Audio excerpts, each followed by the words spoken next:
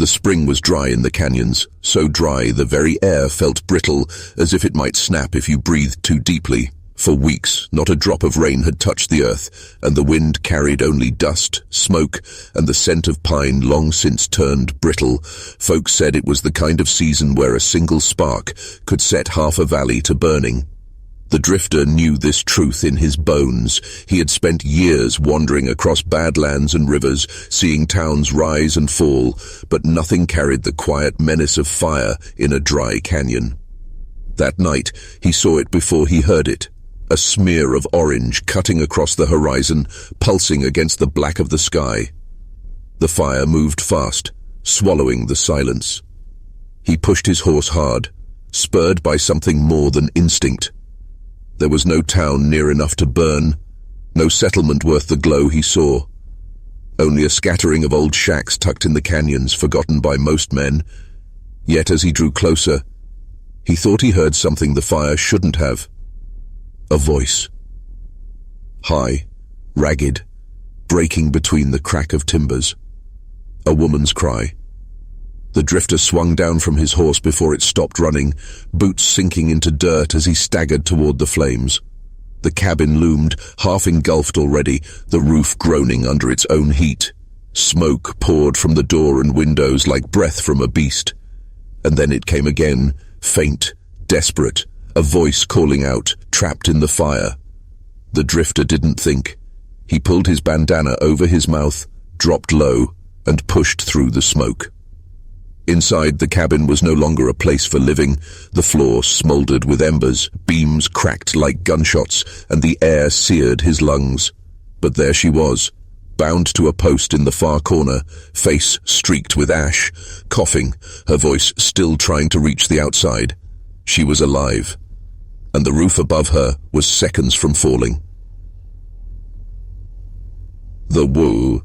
Man's eyes widened when she saw him break through the smoke, as if she hadn't believed anyone could reach her. She tried to shout, but the fire stole her breath, and all that came out was a raw whisper. The drifter dropped to his knees beside her, pulling his knife from his belt. The rope around her wrists was tight, blackened where sparks had licked it. He saw the bruises on her arms, the welts along her skin. Whoever had tied her here had meant for the fire to finish what cruelty had begun. "Hold still," he rasped, blades sawing at the rope. His voice was calm, steady, though his lungs were already burning. Above them, the rafters cracked like dry bones. A shower of sparks rained down, singeing his coat. He didn't look up. He couldn't afford to. He worked faster, fingers raw, blade biting through the last fibers. The rope fell, and her arms collapsed into his hands, limp with exhaustion. She coughed so hard it bent her forward, but he caught her, pulling her close. "Stay with me," he told her. She clung to him weakly, as if afraid the fire would snatch her back if she let go. The heat drove at them from all sides. Flames curled along the walls, licking higher, eating toward the roof. The drifter pulled her against his chest and half dragged, half carried her toward the door, but the front beam crashed down with a thunderous crack, blocking their path in a curtain of fire. The only way out now was through the rear wall where the flames hadn't yet swallowed everything. He staggered toward it, feeling the heat claw at his skin, the smoke pressing tears into his eyes. "Almost there," he muttered, more to himself than to her. The cabin groaned, timbers bowing. He braced his shoulder against the wall, clutching her to him, and rammed forward with all the strength left in him. The wood splintered, cracked, then gave way under the force. Cool night air rushed in like water to a drowning man. He stumbled out, falling to his knees in the dirt. She lay against him, coughing, her face pale beneath the streaks of soot. The fire roared behind them, a beast, denied its meal. But the cabin wasn't finished yet. It leaned, shuddering, preparing its final collapse. The drifter wrapped his arms around her, threw his body over hers, and pressed her down into the earth as the cabin gave its last roar and fell. The night outside was quiet, but inside that cabin, it was like standing in the belly of a furnace. The flames snapped at the timbers, greedily reaching upward, greedy for the roof. Smoke curled low, thick and choking, clinging to the floor like a black tide. The drifter moved through it with purpose, his jaw set, eyes watering from the sting. He had seen plenty of fires in his life, prairie grass set alight by lightning, barns lost to carelessness, but this was different. This was no accident. In the corner, he saw her. She was bound to a post, wrists raw where the rope had chewed into her skin. Her face was streaked with ash, her hair damp with sweat. When she lifted her eyes to him, he saw the hollow look of someone who had already begun to surrender. He crouched, sliding his knife free. The firelight gleamed along the blade. "Don't move," he said, voice low but steady. The rope resisted, the fibers swollen from heat and smoke. Each slice of his knife seemed too slow, and every second brought another crack from the ceiling above. Sparks dropped onto his shoulders, burning tiny holes through his coat, but he didn't flinch. He focused only on freeing her. At last, the last thread gave way. Her arms fell into his grip, weak and trembling. She coughed violently, doubling forward, and he caught her before she could collapse. "You're all right," he said. Though the truth was, neither of them were. His lungs felt scorched, his heartbeat thundered in his ears. "Stay awake for me." The front door was gone, cut off by a beam engulfed in flames. He turned toward the back of the cabin where the boards were thinner, weaker, wit-edited. Her held tight to his chest. He pushed through the smoke. The cabin groaned, walls shuddering as if about to fold in on itself. He lowered his shoulder, braced, and drove himself against the boards. The first hit rattled his bones but held. The second split the wood. The third tore a hole wide enough for escape. Cold night air rushed in, sharp as a knife after the suffocating smoke. He staggered out with her in his arms, both of them falling to the dirt. Behind them, the flames roared louder, furious at being denied their prey. She gasped against his chest, clinging with what little strength she had left. He held her tighter, feeling the weight of her trust, fragile as a dying flame. And then the sound came, the cabin giving its final breath. A long, terrible groan as timbers bent and the whole frame began to collapse. The drifter didn't think.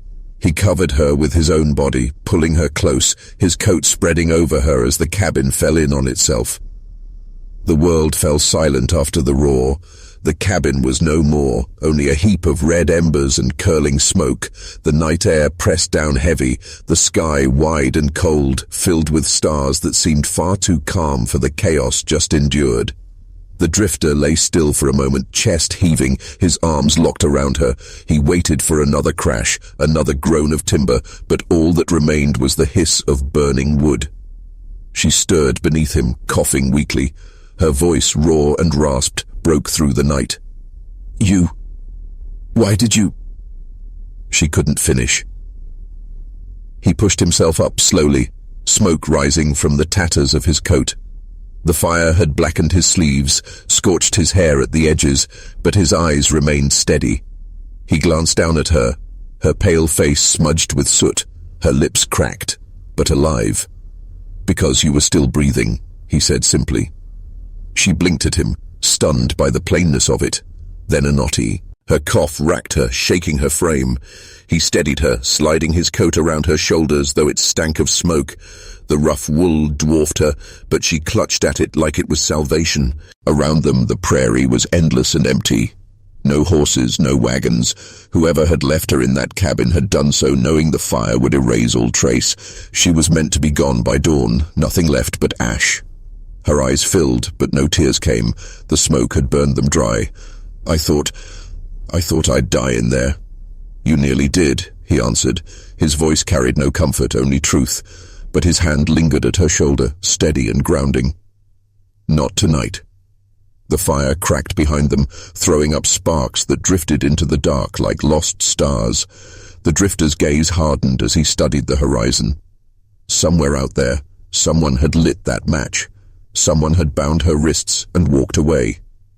"You know who did this?" he asked. Her silence spoke louder than words. She looked away, clutching the coat tighter. Fear shadowed her features, deeper than the fire, older than the night. He didn't press, not yet. Instead, he reached into his satchel and drew out a canteen. He tilted it toward her lips, slow and careful. She drank, coughing after the first swallow, then closing her eyes as the cool water soothed her raw throat. "Easy," he murmured. "You'll need your strength." For the first time since dragging her from the flames, he saw something flicker across her face, something fragile, something almost like hope. But far off, in the hush of the prairie night, a sound carried on the wind. Hoofbeats. Slow, measured, more than one rider. The drifter's jaw tightened. He shifted, placing himself between her and the sound, his hand brushing the worn grip of the revolver at his side. The fire hadn't been the end. It was only the beginning. The hoofbeats came steady, the kind of rhythm that carried weight. Not the frantic scatter of a lone rider rushing across the prairie, but a measured approach, calm and deliberate. Whoever it was, they weren't afraid of being heard. The woman stiffened beneath the drifter's coat. Her hands clenched the wool tighter as if she could vanish inside it. Her breath quickened, ragged from smoke and fear.